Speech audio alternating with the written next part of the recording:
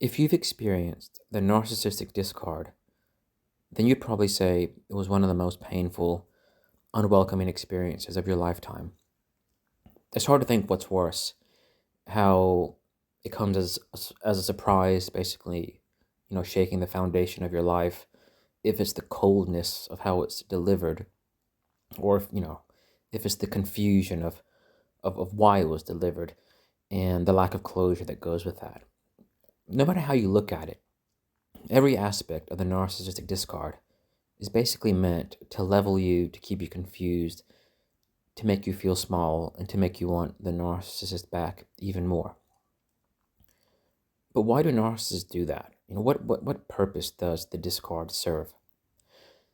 The chances are when you started your relationship with the narcissist, somewhere in their mind, they knew that the things between you wouldn't last forever, but there was some form of limited time frame. And the reason the narcissist would have known is because they know how their past relationships have worked. They would have known how their goal has always been, even a subconscious, to break the other person down, to make the person feel inferior. And then when that person has very little goodness to offer the narcissist by way of supply, they then discard the person.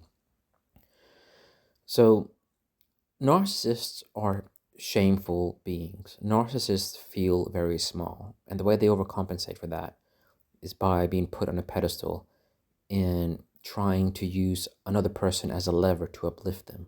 And the only way they can use another person as a lever to uplift them is if they put the person down. So narcissists,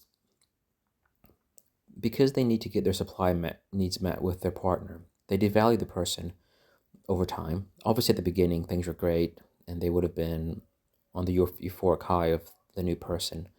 But that fades pretty quickly, and then they start to devalue the person. And then when they reach the point where the other person either has very little to offer the narcissist by way of supply, and that person's just boring and they just can't be bothered anymore, or if they sense the other person might be about to jump ship, that's where the narcissist would typically deliver their discard, where they do or say something just to break the relationship off with the other person. And narcissists time it very carefully. One thing they do is they try to time the discard so that it is delivered at a time when the other person is not ready, it doesn't have the resources to make it on their own. Maybe they're financially vulnerable or emotionally very much attached, or they're just relying on the narcissist in some other way. So the narcissist always wants to deliver the discard when the other person is in that kind of mindset or situation, because then the discard has a stronger impact in terms of putting the other person down. And the narcissist would also generally make it feel like the other person brought it upon themselves, that they weren't good enough, that they were too sensitive, that the narcissist might give a little bit of lip service around why they discarded the person. But a lot of it is just confusion, and the other person is left trying to work out what happened. But narcissists will never give full closure, and they'll always keep you wondering. So the discard, when it's done in that way, it serves a few purposes for the narcissist. One is simply, you being with them, you had limited supply to offer, but you being discarded, it inflated the narcissist's ego greatly, because they see your devastation, they see the power they have over you. You, someone who they would have looked up to when the relationship started, you, somebody who had a lot of positive attributes, the fact they managed to break you down and then break things off through the discard, and they can see that you want them more than they want you, that inflates their ego greatly, and that makes them feel on top of the world. And then the fact that they don't give you closure on top of that means you stay in that confused place for a much longer time, because you can't process. It's difficult to process negative events like discards unless you understand why it happened, you have closure. But narcissists, they steal the closure from you because it'll keep you in that confused, negative place for much longer. And then they just monitor sometimes up close and personal, sometimes from a distance, sometimes through flying monkeys. They monitor you to see to it that their discard continues to have an impact on you. Because narcissists, they feel on top of the world. They feel very energized, and they can even go out and they can recycle some of that energy, which is being issued out of your devastation. The narcissist feels energized by that, and then they use that positive energy for them, which is your negative energy, to try and acquire new supply by pretending that they're some great, exciting person that's full of positive attributes. All of that positivity that they exude is actually coming from the negative supply being released from you. But narcissists can only continue to reap their positive supply, which is your negative release, as long as they can see that you're still in a negative place.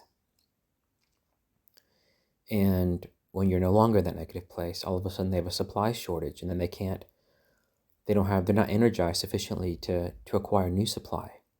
And that's where they become irritable. That's where they sometimes might try to get narcissistic supply from other people in their life, maybe family members, maybe friends, maybe children, maybe parents, because they need something to function off of, because you're no longer delivering. But what they really want is to work their way back in your life to put you back down again, because you provided such great supply, through the initial love bombing, all the way through the devaluation and discard, and then the post discard. All that supply has kept them going for so long that they feel that they need more of that. That's why narcissists try to somehow get back in your life. They try to somehow play mind tricks on you so you entertain them again. So they work their way back in. And sometimes this can be done in very subtle ways, because they don't want to make it apparent that they need your supply to thrive. But the fact of the matter is, they do need your supply to thrive. And sometimes they're so desperate, they'll come across as the nicest person in the world, like they've changed, that they care for you, they love you, that they've had issues that they've been working through, maybe therapy. They can really build up some enticing stories to make it seem like you should accept them back, that you should give them a second chance. But the problem is, you might give them a second chance. You go through a similar cycle. And then sometime down the line, they'll want a third chance, a fourth chance. So it's important that you understand how the narcissist mindset works and how they need supply to survive. Because that way you can understand the purpose that they need you for, like why they need you in their life. And you think, do I really want to subject myself to that?